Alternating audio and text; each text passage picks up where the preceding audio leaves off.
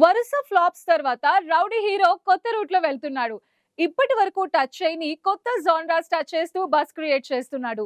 Rahul Sankrityan direction లో వచ్చే మూవీలో విజయ్ ద్విపాత్రాభినయంతో ఆకట్టుకోనున్నాడనే లేటెస్ట్ అప్డేట్ సోషల్ మీడియాలో హాట్ టాపిక్ గా మారింది. విజయ్ దేవరకొండ పెళ్లి చూపులు, అర్జున్ రెడ్డి, గీతా గోవిందం వంటి సినిమాలతో యూత్ ఐకాన్ గా మారిన హీరో ఇప్పుడు తన 13వ చిత్రంతో భారీ అంచనాలను రేకెత్తిస్తున్నాడు.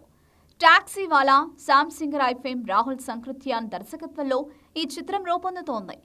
1854 నుంచి 78 మధ్య రాయలసీమ నేపథ్యంలో సాగే ఈ పీరియడ్ యాక్షన్ డ్రామాగా తెరకెక్కిస్తున్నారు.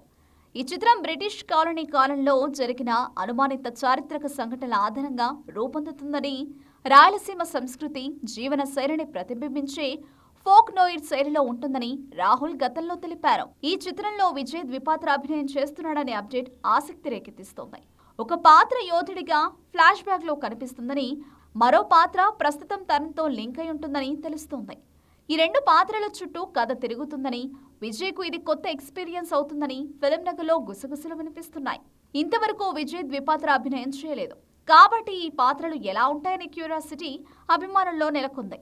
ఈ యోధుడి పాత్ర కోసం విజయ్ ఫారెన్ ఎక్స్పర్ట్స్ తో హార్స్ రైడింగ్ ట్రైనింగ్ తీసుకుంటున్నాడు.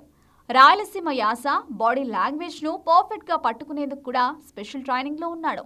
ఈ సినిమాలో హీరోయిన్ గా రష్మిక మందన ఫైనల్ అయినట్టు తెలుస్తోంది.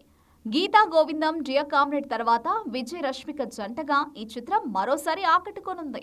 రష్మిక కూడా తన పాత్ర కోసం స్పెషల్ ట్రైనింగ్ తీసుకుంటుందని, ఈ జంట ఆన్ స్క్రీన్ కెమిస్ట్రీ ఈ సినిమాకు హైలైట్ కానుందని తెలుస్తోంది.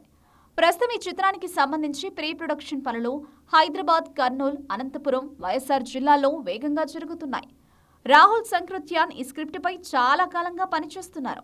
త్వరలోనే ఈ సినిమా షూటింగ్ ప్రారంభం కానుంది.